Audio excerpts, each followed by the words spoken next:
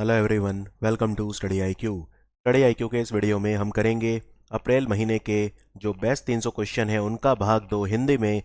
और ये video revision के लिए होते हैं, इनमें एक्सप्लेनेशन बहुत ज़्यादा नहीं होती है, तो इनको आप डेली करंट अफेयर के विकल्प के तौर पे इस्तेमाल मत करिए। डेली करंट अफेयर में ही असली नॉलेज मैं देता हूँ, और जो ये वीडियो होते हैं सिर्फ लास्ट मोमेंट रिवीजन के लिए होते हैं।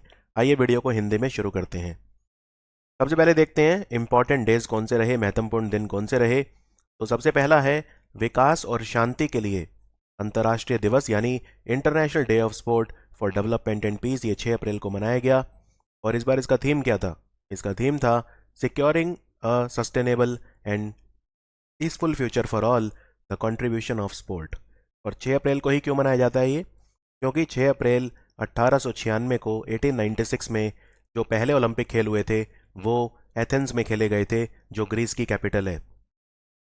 फिर है वर्ल्ड हेल्थ डे, यानी विश्व स्वास्थ्य दिवस। ये 7 अप्रैल को मनाया जाता है। इस बार इसका थीम था आवर प्लेनेट आवर हेल्थ।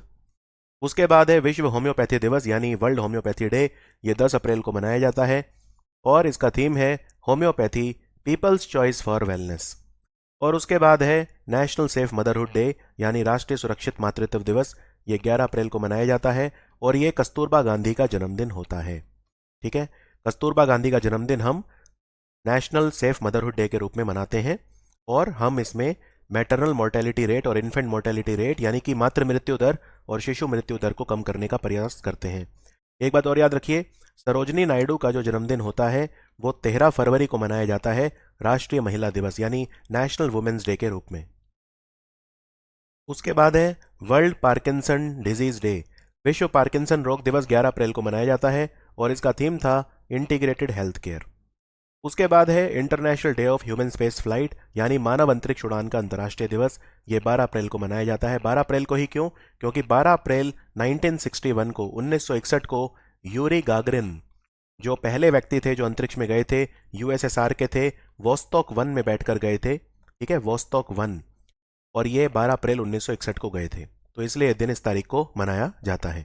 अगर आपसे पूछें कि पहली महिला कौन थी जो अंतरिक्ष में गई थी, उनका नाम था वैलेंटीना तेरेश्कोवा, और वो भी यूएसएसआर से थी। और पहले पुरुष भी, यूरी गागरिन भी यूएसएसआर से थे। हालांकि चांद पे जाने का पहला श्रेय अमेरिका को जाता है, नील आर्मस्ट्रांग चांद पे गए थे। चलिए अब हम शुरू करते हैं हमारे एमसीक्यू। कौन सा भारत का राज्य है जिसने 13 नए जिले बनाए हैं?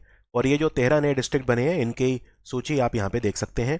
इनमें जो ये है सबसे ऊपर वाला पार्वतीपुरम मानियाम, नंबर 1 और नंबर 3 अल्लूरी सीताराम राजू, ये 2 जिले ऐसे हैं जो ट्राइबल हैं। इन 13 में से 2 जिले ट्राइबल डिस्ट्रिक्ट्स हैं, यानी जनजातीय जिले हैं, क्योंकि इनमें ट्राइबल पॉपुलेशन काफ़ी ज़्यादा है। तो 13 नए जिले आंध्र प्रदेश की सरकार ने बनाए हैं। वहाँ पे पहले 13 जिले थे, 13 और बन गए हैं, टोटल हो गए हैं 26 यानी 26। अभी अभी एक किताब लिखी गई है डी कोडिंग इंडियन बाबूडोम। ये किसने लिखी है? ये किताब भारत की ब्यूरोक्रेसी यानी अफसरशाही पे है, और इस किताब को लिखा है अश्वनी श्रीवास्तव ने। अभी अभी कौन पत्रकार हैं जिन्हें चमेली देवी जैन मीडिया पर्सन अवार्ड मिला है? चमेली देवी जैन पुरस्कार ये उस मीडिया पर्सन को मिलता है जो बहुत अच्छा काम करता है, बिना डरे जो रिपोर्टिंग करता है। इनका नाम है आरिफा जौहरी, और ये मुंबई बेस्ड हैं। ठीक है, आरिफा जौहरी स्क्रॉल की पत्रकार हैं ये। और चमेली देवी जैन के नाम पे इसका अवार्ड का नाम क्यों रखा है? क्योंकि चमेली देवी जैन जो हैं वो पहली जैन महिला थी जो भारत के स्वतंत्रता संग्राम में जेल गई थी। और ये अवार्ड स्टार्ट कब हुआ था? ये अवार्ड स्टार्ट किया गया था, ये रिलेटिवली एक न्यू अवार्ड है, 1982 में स्टार्ट किया गया था। हालांकि अब तो 1982 40 साल हो गए हैं देखते ही देखते, तो 40 साल पुराना अवार्ड ये है। ठीक है, तो ये ध्यान रखना है आपको, आरिफा जौहरी। स्कूल चलो अभियान ये भारत के कौन से राज्य या यूनियन टेरिटरी ने शुरू करा है? तो ये उत्तर प्रदेश ने शुरू करा। और कहाँ से शुरू करा? श्रावस्ती, श्रावस्ती जिले से शुरू करा। हालांकि ये उन जिलों में चलाया जाएगा यूपी के जहाँ पे साक्षरता बहुत कम है, लिटरेसी बहुत कम है, जैसे कि जो बलरामपुर है, बहराइच है, बदायूं है, रामपुर है, उन सब से चलाया जाएगा। आपको यहाँ पे यह भी बताना चाहूँगा कि योगी आदित्यनाथ ने 2017 में ऑपरेशन कायाकल्प भी शुरू करा था, जिसको अब 5 साल पूरे हो गए हैं। इसमें जो स्कूल्स हैं उनका पूरी तरह से कायाकल्प यानी कि तब्दीली, डिजिटल तब्दीली बनाने के लिए ऑपरेशन कायाकल्प भी शुरू किया गया था। हमारे जो राष्ट्रपति हैं रामनाथ कोविंद, उन्होंने अभी अभी एक ट्यूलिप जो फूल होता है उसकी किस्म को क्या नाम दिया? तो ये इन्होंने नाम दिया अभी अभी मैत्री। ये कहाँ पे दिया? तो राष्ट्रपति रामनाथ कोविंद अभी 2 कंट्रीज गए थे, एक तो है नीदरलैंड और एक है तुर्कमेनिस्तान। तुर्कमेनिस्तान की कैपिटल अजगाबाट गए थे, जिसको सिटी ऑफ वाइट मार्बल्स बोलते हैं। और नीदरलैंड में हमारी नई राजदूत बनी है रीनत संधू। रीनत संधू। तो नीदरलैंड क्यों गए थे वो? क्योंकि नीदरलैंड के साथ हमारे 75 ईयर्स पूरे हुए हैं डिप्लोमेटिक रिलेशंस के, राजनयिक संबंधों के, इसलिए वो गए थे। और आप यहाँ पे स्क्रीन पे देख सकते हैं, हमने नीदरलैंड के साथ 4 एग्रीमेंट साइन करे। ये हैं वो 4 एग्रीमेंट। सबसे पहला पोर्ट, मैरीटाइम ट्रांसपोर्ट और लॉजिस्टिक्स के लिए। उसके बाद नेशनल आर्काइव्स जो हैं शेयर्ड कल्चरल हेरिटेज के लिए। तीसरा कॉस्मोस मालाबारिकस प्रोजेक्ट। और ये कॉस्मोस मालाबारिकस प्रोजेक्ट क्या होता है? केरल का इतिहास जो है उसका संकलन करना, क्योंकि Dutch east India company India में जब आई थी तो उनके पास जो आर्काइव्स थे, हम उनसे केरल का इतिहास निकाल सकते हैं। और फाइनली बायोटेक्नोलॉजी के क्षेत्र में भी आपसी सहयोग करना। तो नीदरलैंड ध्यान रखिए। और नीदरलैंड ने भारत को 3000 टुलिप जो फूल हैं वो गिफ्ट करे हैं। भारत का जो नेशनल फ्लावर है वो है लोटस और नीदरलैंड का है टुलिप। अभी अभी हमारे जो पर्यावरण मंत्री हैं भूपेंद्र यादव, आप इनको देख सकते हैं यहाँ पे, भूपेंद्र यादव, ये एनवायरमेंट फ्रेंडली लाइफस्टाइल, जिसमें एकल उपयोग प्लास्टिक का इस्तेमाल कम से कम हो, सिंगल यूज प्लास्टिक का इस्तेमाल कम से कम हो, उसको प्रमोट करने के लिए इन्होंने एक मैस्कॉट जारी करा, एक शुभंकर। इसका नाम क्या था? इसका नाम है प्रकृति। प्रकृति।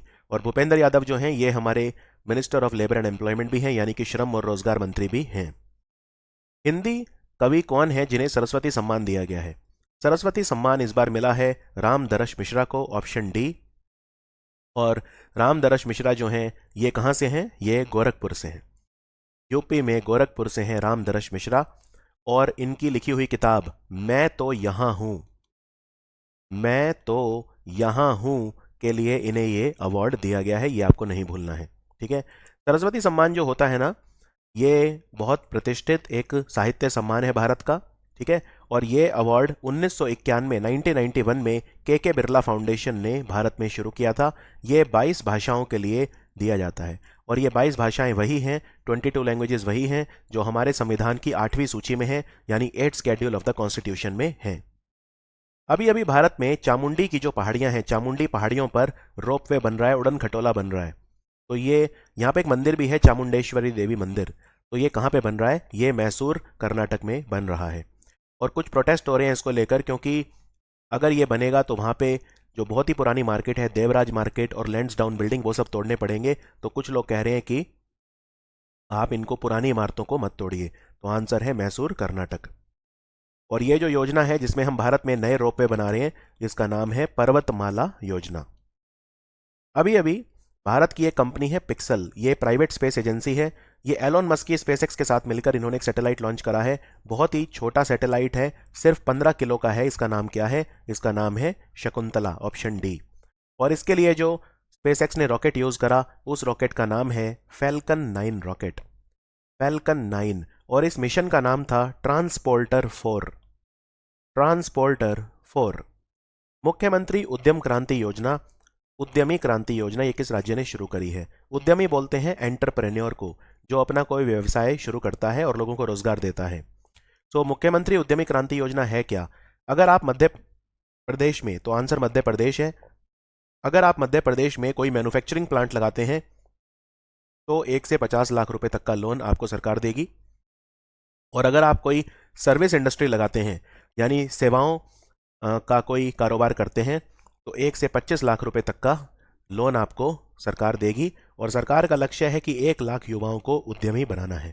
ठीक है। 1 लाख यूथ इसका टारगेट है। तो मध्य प्रदेश में ये शुरू हुई है। 18 से 40 साल के जो लोग हैं उन्हें ही सिर्फ ये लोन दिया जाएगा। अभी अभी 12वां hockey India senior men's national championship हुआ। कहां पे हुआ? ठीक है।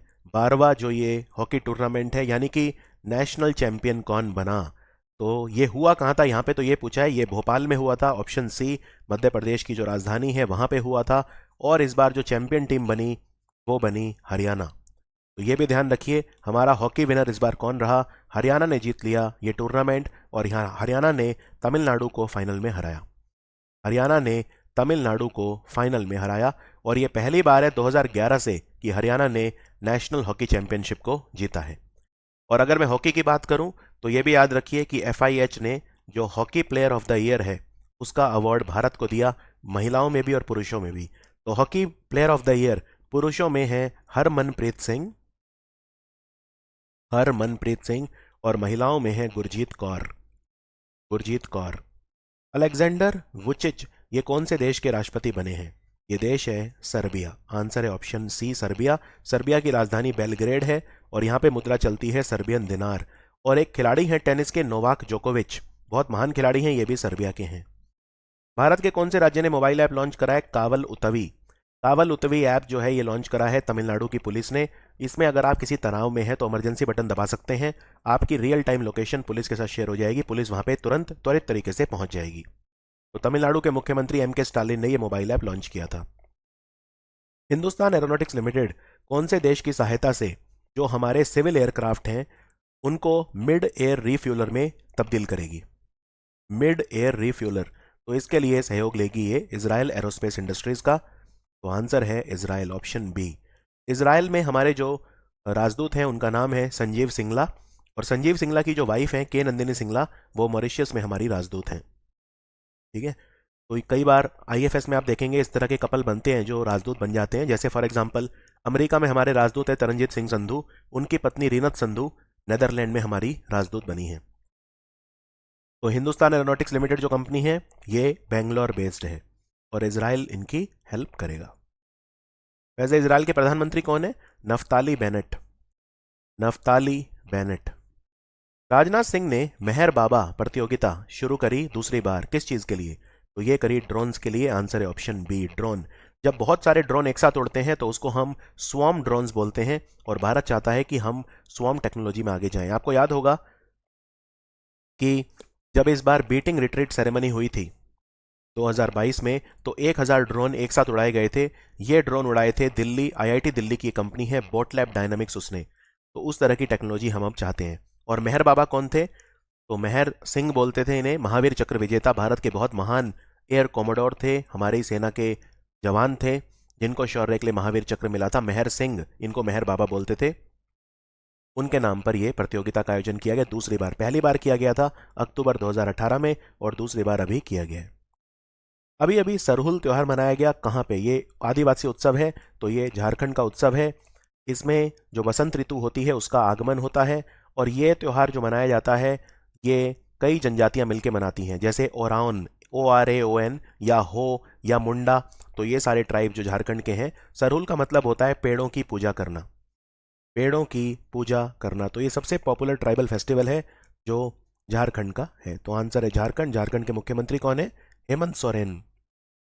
कौन सा हमारा मंत्रालय है, भारत का मिनिस्ट्री है जिसने सेमिकॉन इंडिया एडवाइजरी कमेटी बनाई है? सेमिकॉन का मतलब है यहाँ पे सेमीकंडक्टर। भारत ने 76,000 करोड़ यानी 76,000 करोड़ रुपए की लागत से भारत को सेमीकंडक्टर हब बनाने के लिए योजना शुरू करी थी। तो सेमिकॉन मिनिस्ट्री को, सेमिकॉन जो ये समिति है, जो कमेटी है, सलाहकार समिति, एडवाइजरी कमेटी, इसको बनाया है हमारे ministry of electronics and IT ने, यानी कि इलेक्ट्रॉनिक्स और सूचना प्रौद्योगिकी मंत्रालय, ऑप्शन सी। और इस कमेटी के चेयरमैन होंगे हमारे मीठी मंत्री जिनका नाम है अश्वनी वैष्णव। वन हेल्थ पायलट प्रोजेक्ट, ये भारत के कौन से विभाग या मंत्रालय ने शुरू करा है उत्तराखंड में? वन हेल्थ में 3 चीजें आती हैं, एक तो इंडिविजुअल हेल्थ यानी किसी ह्यूमन बींग की हेल्थ, एक एनिमल की हेल्थ यानी आसपास जो हमारे पशु हैं उनकी हेल्थ, और एक एनवायरमेंट की हेल्थ यानी पर्यावरण स्वास्थ्य। तो एनवायरमेंट हेल्थ, इंडिविजुअल हेल्थ और एनिमल हेल्थ को मिला के बोलते हैं वन हेल्थ प्रोजेक्ट। ये उत्तराखंड में भारत में शुरू करा है। वैसे ये पूरे भारत में शुरू किया जाएगा लेकिन अभी के लिए उत्तराखंड में कराए। किसने कराए? ये कराए हमारे department of animal husbandry and dairy यानी पशुपालन और डेयरी विभाग ने, जिसके मंत्री हैं पुरुषोत्तम रूपाला। अभी अभी ये किताब लिखी गई है द मेवरिक इफेक्ट। ये किताब नेस्कॉम कैसे बना उसके ऊपर है। NASSCOM, national association of software and services companies यानी नेस्कॉम। तो ये किताब किसने लिखी है? इसको लिखा है हरीश मेहता ने। तो आंसर है ऑप्शन सी। और नेस्कॉम की चेयरमैन कौन है? नेस्कॉम की चेयरमैन है रेखा मेनन। और नेस्कॉम की प्रेसिडेंट कौन है? प्रेसिडेंट हैं देवजनी घोष। देवजनी घोष। इस बार मॉनेटरी पॉलिसी कमेटी यानी मौद्रिक नीति जो आई, मौद्रिक नीति आरबीआई की, उन्होंने रेपो दर को चेंज नहीं किया, 4% ही रखा, अपरिवर्तित रखी। ठीक है, चेंज नहीं किया। तो मॉनेटरी पॉलिसी कमेटी कौन से अधिनियम के तहत बनी थी? तो ये बनी थी आरबीआई एक्ट ऑफ 1934। आंसर है option A. Monetary policy committee में 6 मेंबर होते हैं, 3 रिजर्व बैंक ऑफ इंडिया के और 3 भारत सरकार के। एक बात याद रखिए, रेपो रेट अभी 4% है, जो रिवर्स रेपो रेट है वो कितना है? रिवर्स रेपो रेट है 3.35%, 3.35%। मार्जिनल स्टैंडिंग फैसिलिटी यानी एमएसएफ कितना है? एमएसएफ है 4.25%, और जो बैंक रेट है वो भी है 4.25%। कैश रिजर्व रेशो कितना है? सीआरआर 4%, और स्टैट्यूटरी लिक्विडिटी रेशो यानी एसएलआर है 18%। तो इनमें से कोई भी आपसे जो रेट है वो पूछी जा सकती है। और भारत का जीडीपी ग्रोथ प्रोजेक्शन 7.2% है आरबीआई के हिसाब से। पहले इन्होंने कहा था 7.8, लेकिन अब कहा है 7.2%। और हमारा इन्फ्लेशन का टारगेट कितना है? इन्फ्लेशन का टारगेट है 5.7% 2022-23 के लिए। अभी अभी एक रिपोर्ट आई है, ग्लोबल विंड रिपोर्ट। ये किस संगठन ने जारी करी है? ग्लोबल विंड रिपोर्ट को जारी करा है ग्लोबल विंड एनर्जी काउंसिल ने। तो आंसर है ऑप्शन सी, और इसका हेडक्वार्टर बेल्जियम की राजधानी ब्रसेल्स में है। ब्रसेल्स में यूरोपियन कमीशन का हेडक्वार्टर भी है, नेटो का हेडक्वार्टर भी है, और इंटरनेशनल डेयरी फेडरेशन का हेडक्वार्टर भी है। कौन सा राज्य है जो एशियन इंफ्रास्ट्रक्चर इन्वेस्टमेंट बैंक यानी एआईबी और वर्ल्ड बैंक से लोन लेगा 7500 करोड़ का? वहां पे mission school of excellence scheme के लिए, mission school of excellence project. तो ये किसने चलाया है? अभी अभी ये गुजरात का प्रोजेक्ट है। ठीक है, गुजरात का प्रोजेक्ट है, काफी एम्बिशियस महत्वाकांक्षी प्रोजेक्ट है गुजरात का। आंसर है ऑप्शन बी, गुजरात। गुजरात के मुख्यमंत्री हैं भूपेंद्र पटेल। और ये प्रोजेक्ट है क्या? इसमें गुजरात में लगभग 35,000 सरकारी स्कूल हैं, उनमें डिजिटल क्लासरूम बनेंगे, नए क्लासरूम बनेंगे, उनमें स्मार्ट क्लासरूम बनेंगे, उनमें अटल टिंकरिंग लैब बनेंगी। तो स्कूलों में पूरी तरह से तब्दीली होगी, ट्रांसफॉर्मेशन होगी, जिससे शिक्षा का जो स्तर है, जो एजुकेशन है, उसको अपग्रेड किया जा सके। अभी अभी भारत ने खंजर युद्ध अभ्यास करा, यह हिमाचल प्रदेश की बकलोह नाम की जगह पे हुआ था। कौन से देश के साथ किया? तो ये युद्ध अभ्यास 9वीं बार हुआ, ये हमने किया किर्गिस्तान के साथ, ऑप्शन सी। किर्गिस्तान की राजधानी क्या है? किर्गिस्तान की जो राजधानी है वो है बिश्केक। बिश्केक। और उज्बेकिस्तान देखिए, ऑप्शन बी। उज्बेकिस्तान के साथ हम युद्धाभ्यास करते हैं जिसका नाम है डस्ट लिक। ये अभी अभी तीसरी बार हुआ था यांगी आरिक उज्बेकिस्तान में। प्रोजेक्ट कुइपर कौन सी कंपनी ने शुरू करा है जिससे बहुत ही high speed broadband internet connection दिया जा सके? तो ये अमेजॉन ने शुरू करा था। और अमेजॉन कंपनी के सीईओ कौन है? Andy Jassy. और मालिक हैं, चेयरमैन हैं जेफ बेजोस। भारत में हर 1000 की पॉपुलेशन पे कितनी नर्स हैं? अभी अभी ये भारत सरकार ने डेटा दिया है, तो 1.96, यानी भारत में हर 1000 की जनता पे 1.96 यानी लगभग 2 नर्सें हैं। और डॉक्टर कितने हैं? डॉक्टर और जो पॉपुलेशन का रेशियो है वो कितना है, ये भी आपको पता होना चाहिए। तो वो है 1:834, यानी भारत में हर एक डॉक्टर 834 लोगों पे है। 1:834 भारत में जो रेशियो है वो है डॉक्टर का। इनमें आयुष डॉक्टर भी इंक्लूड हमने करे हैं। अभी अभी एक report I, braving the storm यानी तूफान को सहना, braving the storm, east Asia and Pacific economic update. ये किस संगठन ने जारी करी है? तो ये वर्ल्ड बैंक ने जारी करी है। वर्ल्ड बैंक एक और रिपोर्ट छापता है जिसका नाम है global economic prospects. World bank की जो सबसे इंपॉर्टेंट रिपोर्ट होती है वो होती है ग्लोबल इकोनॉमिक प्रॉस्पेक्ट्स। इसको वर्ल्ड इकोनॉमिक आउटलुक के साथ कंफ्यूज मत करना। वर्ल्ड इकोनॉमिक आउटलुक आईएमएफ छापता है, इंटरनेशनल मॉनेटरी फंड यानी अंतर्राष्ट्रीय मुद्रा कोष छापता है। और वर्ल्ड बैंक के प्रेसिडेंट हैं अमेरिका के व्यक्ति जिनका नाम है डेविड मेल्पस। और वर्ल्ड बैंक में चीफ फाइनेंशियल ऑफिसर कौन है? मुख्य वित्तीय अधिकारी और मैनेजिंग डायरेक्टर दोनों एक ही लेडी हैं, भारत की हैं, इनका नाम है अंशुला कांत। और वर्ल्ड बैंक की चीफ इकोनॉमिस्ट कौन है? चीफ इकोनॉमिस्ट और वाइस प्रेसिडेंट एक ही व्यक्ति हैं जिनका नाम है कार्मेन रेनहार्ट।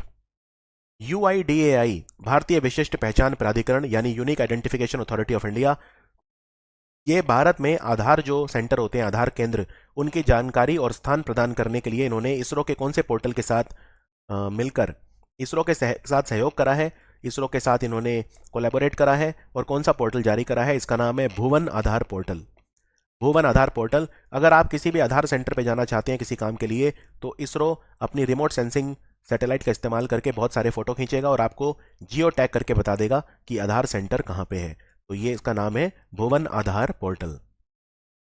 और ये जो यूआईडीएआई कौन से मंत्रालय के अधीन काम करता है? ये ministry of electronics and IT, मीटी मंत्रालय। हिंदी में लिखी हुई पहली किताब कौन सी है जिसका ट्रांसलेशन इंटरनेशनल बुकर प्राइज के लिए नॉमिनेट हुआ है? इस किताब का नाम है टॉम्ब ऑफ सैंड। हिंदी में लिखी गई थी तब इसका नाम था रेत समाधि, और रेत समाधि किताब को लिखा है गीतांजलि श्री ने, और इसको ट्रांसलेट करा है डेजी रॉकवेल ने।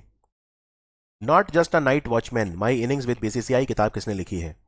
ये लिखी है विनोद राय ने, जो एक समय भारत में बीसीसीआई के प्रेसिडेंट थे और भारत के कंट्रोलर एंड ऑडिटर जनरल भी थे, यानी कि नियंत्रक और महालेखा परीक्षक थे, भारत के सीएजी थे।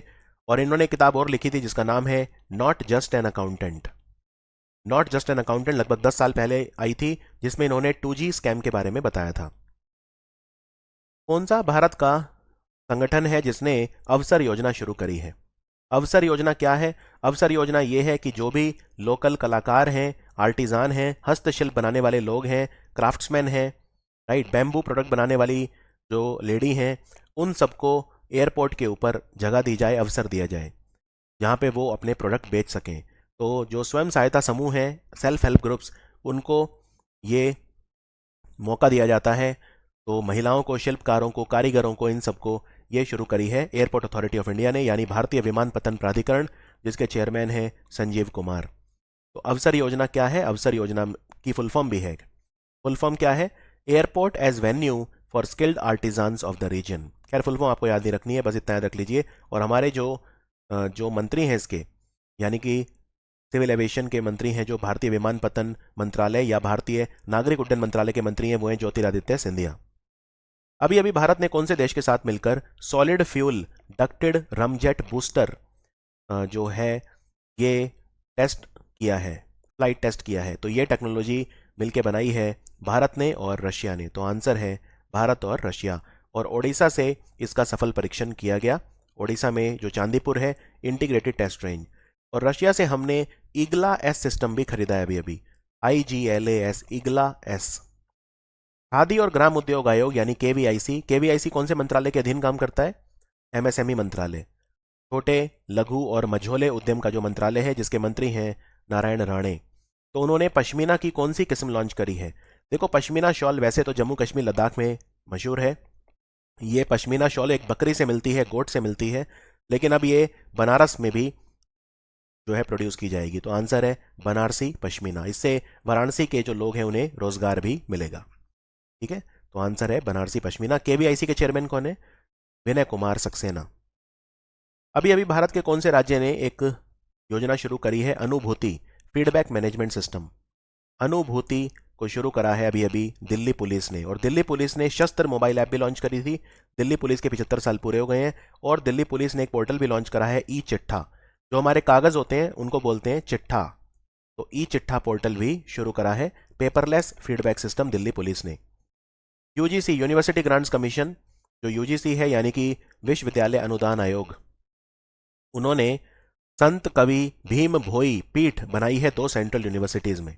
ठीक है, ये 2 सेंट्रल यूनिवर्सिटी कौन सी हैं? एक तो है दिल्ली यूनिवर्सिटी और एक है गुरु घासीदास यूनिवर्सिटी बिलासपुर छत्तीसगढ़ में। तो ये पूछा है भीम भोई कौन से राज्य के संत थे? तो ये जो संत थे 1850 से 1895 में उड़ीसा में थे। तो आंसर है ओडिशा। और यूजीसी के चेयरमैन कौन है? यूजीसी के चेयरमैन है M Jagadish Kumar. Garbhanga reserve forest wildlife sanctuary बनी है अभी अभी कौन से राज्य में? गरभंगा रिजर्व फॉरेस्ट गुवाहाटी के पास है। तो आंसर है असम। असम की 25वीं वाइल्ड लाइफ सेंचुरी बनी है गरभंगा। और असम में एक और वाइल्ड लाइफ सेंचुरी बनी है काकोजीआना बामुनी हिल वाइल्ड लाइफ सेंचुरी, गोल्डन लंगूर को बचाने के लिए। रिजर्व बैंक ऑफ इंडिया ने अभी अभी स्टैंडिंग डिपॉजिट फैसिलिटी शुरू करी है, किस चीज के लिए? तो ये लिक्विडिटी को एब्जॉर्ब करने के लिए करी है। ऑप्शन ए, जैसे रिजर्व बैंक ऑफ इंडिया अगर सिस्टम में पैसा कम करना चाहता है तो रिवर्स रेपो का इस्तेमाल करके बैंकों से पैसा वापस ले लेता है, लेकिन जो रिवर्स रेपो रेट है वो तो सिर्फ 3.35% है। तो बैंक जो हैं इतने कम ब्याज पे अगर पैसा देंगे आरबीआई को तो उनकी कमाई नहीं होगी। तो आरबीआई ने इसको बढ़ा के 3.75 कर दिया है, और वो भी बिना कोलेटरल के।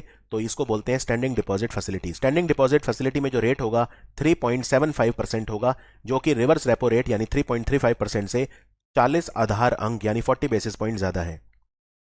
अभी अभी एवीजीसी को प्रमोट करने के लिए प्रोमोशनल टास्क फोर्स बनी है, किस मंत्रालय के द्वारा ये बनी है? तो एवीजीसी भारत का सेंटर पहला बेंगलोर में खुला है, और ये हमारे सूचना प्रसारण मंत्रालय यानी मिनिस्ट्री ऑफ इंफॉर्मेशन ब्रॉडकास्टिंग ने बनाई है। इसके मंत्री हैं अनुराग ठाकुर। संत नामदेव नेशनल अवार्ड सत्यपाल मलिक को मिला, कहां के गवर्नर हैं ये? ये मेघालय के गवर्नर है, मेघालय के 50 साल पूरे हो गए बने हुए, तो मेघालय अपनी स्वर्णिम जुबली मना रहा है।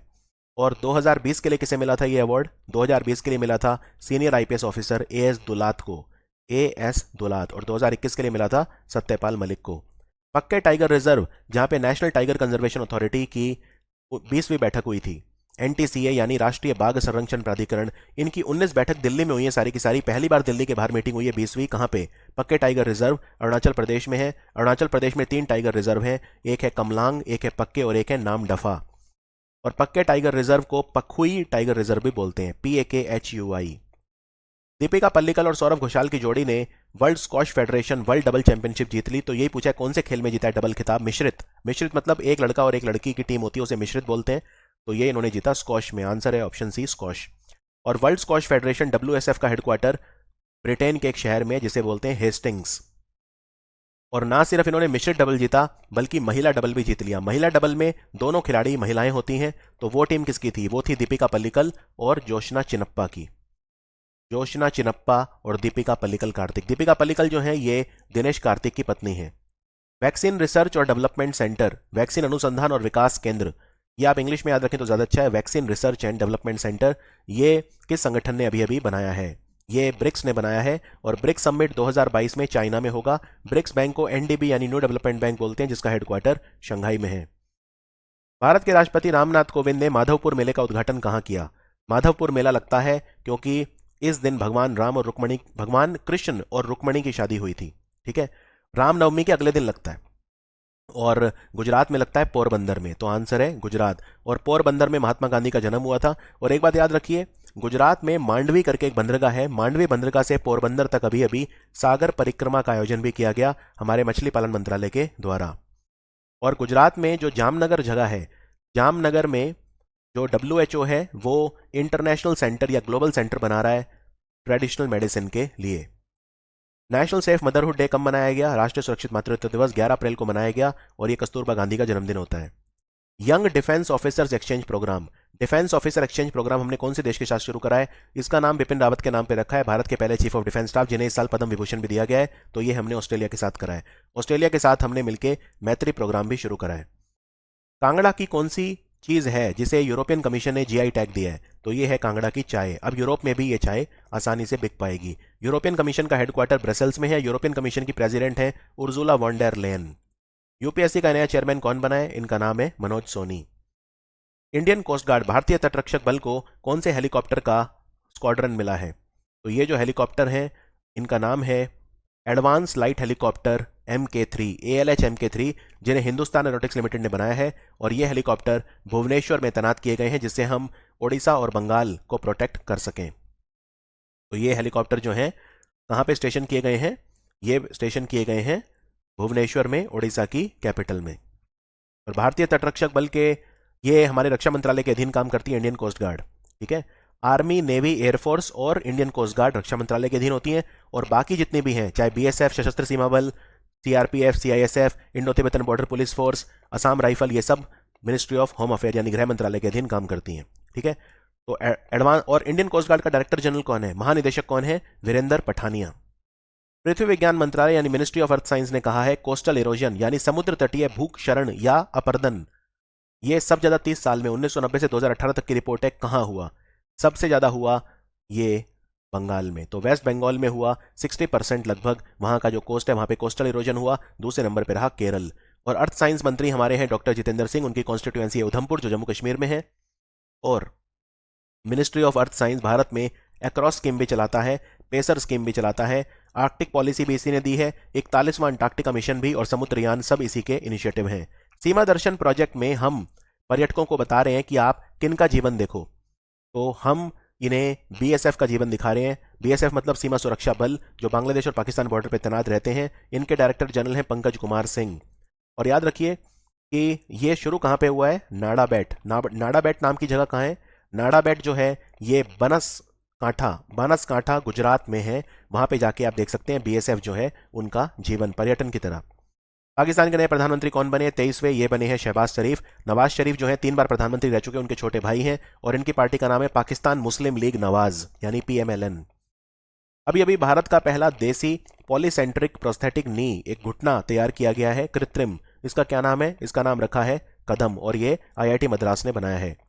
एक जज है केतांजी ब्राउन जैक्सन, ये पहली अश्वेत महिला है जो जज बनी है अमेरिका में। तो कहां बनी है ये पूछा है, तो आंसर है अमेरिका। G20 समिट भारत में होगा 2023 में, उसके लिए चीफ कोऑर्डिनेटर यानी मुख्य संयोजक किसे बनाया गया है? हर्षवर्धन श्रृंगला को बनाया गया, भारत के फॉरेन सेक्रेटरी, लेकिन अब ये रिटायर हो रहे हैं, इनकी जगह लेंगे विनय मोहन क्वात्रा। नीति आयोग ने पहली बार एनर्जी एंड क्लाइमेट इंडेक्स दिया, तो इसमें जो बड़े राज्य हैं उनमें नंबर 1 कौन रहा? बड़े राज्यों में नंबर 1 गुजरात रहा, और छोटे राज्यों में गोवा और यूनियन टेरेटरी में चंडीगढ़। कौन सा शहर है जिसे tree city of the world declare किया गया? भारत का पहला शहर जो tree city of the world declare किया गया था वो था हैदराबाद, और अभी दूसरा है मुंबई। दूसरा है मुंबई, तो इस क्वेश्चन का आंसर है मुंबई। और tree city of the world ये किसने डिक्लेयर किया? एक तो एफएओ ने, फूड एंड एग्रीकल्चर ऑर्गेनाइजेशन, खाद्य और कृषि संगठन, जिसका हेडक्वार्टर रोम में है, और दूसरा है arbor day foundation. Arbor day foundation. पहला लता मंगेशकर अवार्ड किसे मिला? पहला लता मंगेशकर अवार्ड दिया गया, लता मंगेशकर की डेथ हुई अभी अभी, तो इनके नाम पे अवार्ड स्टार्ट हुआ है, ये मिला प्रधानमंत्री नरेंद्र मोदी को। भारत का पहला कंजर्वेशन पार्क डोंकीज के लिए, जो डोंकी है उनकी पॉपुलेशन, गधे जो है उनकी पॉपुलेशन कम हो रही है, और भारत में सिर्फ 1.2 लाख डोंकी बचे हैं, तो ये बनेगा लेह में। और लेह में एक गांव है हेनले, HANLE, हेनले, वहां पे डार्क स्काई सेंचुरी भी बनेगी। पहला खिलाड़ी आईपीएल के इतिहास में जो रिटायर्ड आउट हुआ वो कौन है? तो वो है राजस्थान रॉयल्स के खिलाड़ी Ravichandra Ashwin, option A. Commonwealth games कहां पे होंगे 2026 में? एक तो इसी साल होंगे 2022 में, बर्मिंघम में होंगे, बर्मिंघम में ब्रिटेन में, और 2026 के होंगे विक्टोरिया, विक्टोरिया ऑस्ट्रेलिया में, तो आंसर है ऑस्ट्रेलिया। ऑस्ट्रेलिया में 2032 में ब्रिस्बेन शहर में ओलंपिक भी होंगे। पहले खेलो इंडिया नेशनल रैंकिंग वुमेन तीरंदाजी प्रतियोगिता कहां पे हो रही है? खेलो India national ranking women archery tournament, ये जमशेदपुर में हो रहा है, जमशेदपुर झारखंड में है। भारत के ज्यादातर अच्छे तीरंदाज झारखंड के हैं या बंगाल के हैं, जैसे बंगाल से अतनु दास हो गए, दीपिका कुमारी के हस्बैंड, दीपिका कुमारी, कोमलिका बारी हो गई, तो ये सारे हैं। अभिषेक वर्मा है। और जमशेदपुर में भारत का पहला कार्बन कैप्चर प्लांट भी लगा है। 56वां ज्ञानपीठ अवार्ड किसे मिला? भारत का सर्वोच्च साहित्य सम्मान है ये, बहुत पुराना जो है ये अवार्ड है, ज्ञानपीठ अवार्ड। किसे मिला है इस बार ये ज्ञानपीठ अवार्ड? ज्ञानपीठ अवार्ड जो है, एक तो सबसे पहले आपको ये याद रखना है, ये मिला है नीलामणि फुकन, ऑप्शन सी। ये असम के कवि हैं, और ये तीसरे असम के कवि हैं जिन्हें ये अवार्ड मिला है। इन्हें पद्मश्री भी मिल चुका है और साहित्य अकेडमी अवार्ड भी मिल चुका है, ठीक है। फिर ये अवार्ड जो है ये स्टार्ट कब हुआ था ज्ञानपीठ अवार्ड? तो ये काफ़ी पुराना अवार्ड है ज्ञानपीठ अवार्ड, और 1950s में ये स्टार्ट हुआ था ज्ञानपीठ अवार्ड। और सर्वोच्च सम्मान है, इसमें कोई शक नहीं है। 11 लाख रुपए का अवार्ड मिलता है जो भी इसको जीतता है, शॉल मिलता है और एक साइटेशन भी मिलता है। ज्ञानपीठ अवार्ड 1961 में स्टार्ट किया गया था। एक बात और, ये 56वां ज्ञानपीठ मिला है 2021 के लिए, लेकिन 57वां भी मिल गया है, 57वां मिला है 2022 के लिए। तो 57वां किसे मिला है? तो यहाँ पे ऑप्शन ए देखिए, दामोदर मूजो। तो दामोदर मूजो जो है इन्हें मिला है, ये कोंकणी लेखक हैं, ठीक है, कोंकणी लेखक हैं ये, तो इन्हें मिला है, और ये दूसरे कोंकणी लेखक हैं जिन्हें ये अवार्ड मिला है। दामोदर मूजो को कोंकणी, और नीलामणि फुकन असमीज जो है राइटर हैं। एशियन डेवलपमेंट बैंक भारत के कौन से राज्य को $2 मिलियन का लोन दे रहा है अर्बन डेवलपमेंट के लिए, शहरी विकास प्रोजेक्ट के लिए? तो ये नागालैंड को दे रहा है। और नागालैंड में अभी अभी क्रॉस कंट्री चैंपियनशिप हुई थी, जिसके लिए अकीमजी, जो कि एक हॉर्नबिल बर्ड है, उसको मैस्कॉट बनाया गया था। 2022 का रेकियाविक ओपन किसने जीता? शतरंज खिलाड़ी, रेकियाविक आइसलैंड की राजधानी है, ये जीता रमेश बाबू प्रज्ञानंदा, ऑप्शन बी। प्रधानमंत्री दक्ष योजना किसने शुरू करी है? यह कौशल विकास योजना है, पोर्टल भी है, मोबाइल ऐप भी है, सामाजिक न्याय और उद्यमिता मंत्रालय, सामाजिक न्याय और अधिकारिता मंत्रालय यानी ऑप्शन सी। इसके मंत्री हैं वीरेंद्र कुमार। दक्ष की फुल फॉर्म क्या है? तो प्रधानमंत्री दक्ष की फुल फॉर्म है प्रधानमंत्री दक्षता और कुशलता संपन्न हितग्राही। इसमें जो मार्जिनलाइज्ड हमारे लोग हैं, schedule caste, OBC, EBC, DNT, sanitisation worker वगैरह, उन सबका कौशल विकास किया जाएगा। भारत का पहला शहर कौन सा है जो ग्लोबल सिल्क सिटी नेटवर्क का पार्ट बना है? तो ये बना है बेंगलोर, तो आंसर है बेंगलोर। और यहां पे आप देख सकते हैं भारत में किन जगह का जो सिल्क है उन्हें जीआई टैग मिला हुआ है। और आगे जाके बंगाल का मुर्शिदाबाद भी उसने अप्लाई किया हुआ है, वो भी इसका मेंबर बन सकता है। भारत में एक सेंट्रल सिल्क बोर्ड भी है जिसका हेडक्वार्टर बेंगलोर में है। अभी अभी स्वनिधि से समृद्धि योजना किसने शुरू करी है? स्वनिधि से समृद्धि हमारे ministry of housing urban affair यानी कि हमारे आवास और शहरी कार्य मंत्रालय ने शुरू करी है। इसके मंत्री हैं हरदीप सिंह पुरी, जो हमारे और किस चीज़ के मंत्री हैं? तेल और गैस के मंत्री भी वही हैं। तो है क्या ये प्रोग्राम? इसमें जो प्रधानमंत्री स्वनिधि योजना शुरू की गई थी उसके जो भी बेनिफिशियरी हैं, हितग्राही हैं, उनका सोशियो इकोनॉमिक प्रोफाइल बनाया जाएगा। ठीक है, ये योजना थी क्या? स्ट्रीट वेंडर्स को 10,000 रुपए तक का लोन मिलता है प्रधानमंत्री स्वनिधि योजना में। भारत के कौन से राज्य ने 14 अप्रैल का दिन इक्वालिटी डे यानी इक्वालिटी डे मनाने का निर्णय लिया है? अंबेडकर जयंती। तो ये कराए तमिलनाडु, तो आंसर है तमिलनाडु। और बी आर अम्बेडकर की समाधि स्थल को बोलते हैं चैत्य भूमि, और जहां इन्होंने बौद्ध धर्म को अपनाया था नागपुर, उसे बोलते हैं दीक्षा भूमि। तो ये था हमारा video, 300 best MCQ part 2 Hindi में। बहुत जल्दी मिलेंगे पार्ट 3 में। Thank you for watching study IQ।